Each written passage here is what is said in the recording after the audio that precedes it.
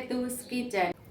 આજે આપણે ટેસ્ટી એવી સ્પ્રાઉટ ચાટ બનાવવાના છીએ। તો એના માટે આપણે સ્પ્રાઉટ તૈયાર છે। અહીંયા આપણે ટમેટું લીધું છે, એક ડુંગળી, એક લીલું મરચું, કાકડી, લીંબુ અને અહીંયા આપણે લીલા ધાણા લીધા છે અને અહીંયા થોડો ચાટ મસાલો લીધેલો છે। બાકી રેગ્યુલર મસાલાની અંદરથી જે મસાલાની જરૂર પડશે એનો ઉપયોગ કરશું અને મીઠું।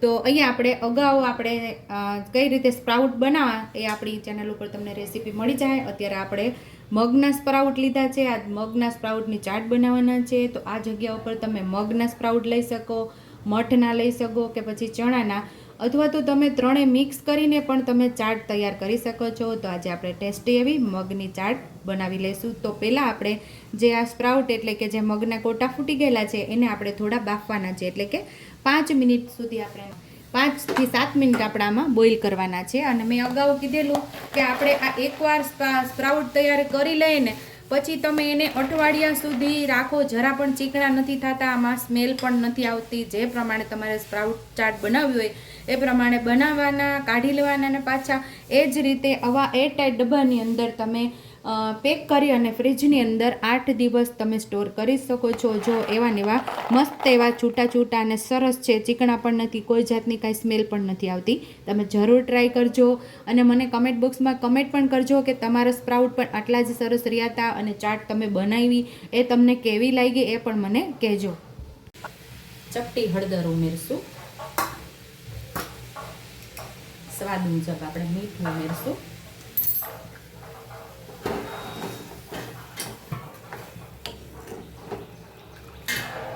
અહીં આપણે ડુંગળીને પણ ઝીણી ઝીણી સુધારી લેવાની છે। સેમ એ જ રીતે કાકડી, ટમેટું બધું આપણે ઝીણું ઝીણું સુધારી લેવાનું છે।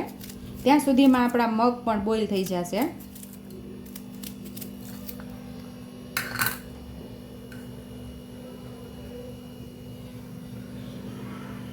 મસ્ત એવા આપણા સ્પ્રાઉટ બોઇલ થઈ ગયા છે। આપણે એકદમ નથી બાફવાના, ક્રન્ચી સ્વાદ રહે એ રીતે આપણાને બોઇલ કરવાના છે। તો હવે આપણે આને સ્ટ્રેન કરી લેશું।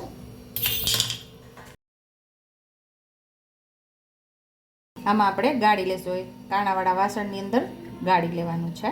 જે પ્રમાણે તમારે સ્પ્રાઉટ તૈયાર કરવા હોય જેટલા પ્રમાણમાં એ પ્રમાણે તમે સ્ટીમ કરી શકો છો।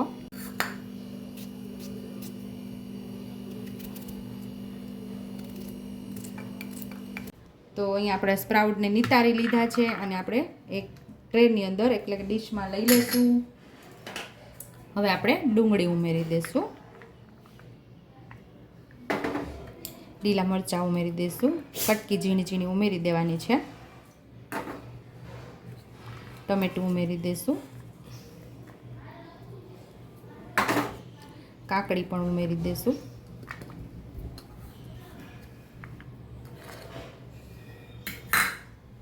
લીલા ધાણા ઉમેરી દઈશું,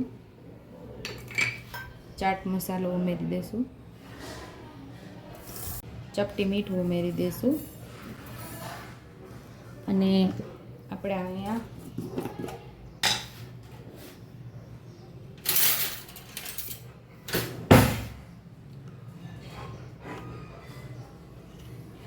આપણે આમચૂર પાવડરની ચટણી ઉમેરશું। આની રેસીપી આપણી ચેનલ ઉપર તમને મળી જશે। આ બધું મિક્સ કરી લેશું।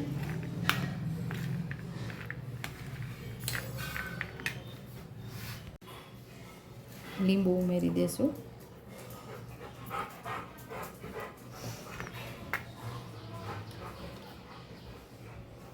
અહીંયા આપણે થોડું લાલ મરચું પાવડર ઉમેરશું, તીખાશ તમને ફાવતું એ પ્રમાણે ઉમેરવાની, ધાણા જીરું પાવડર ઉમેરી દેશું।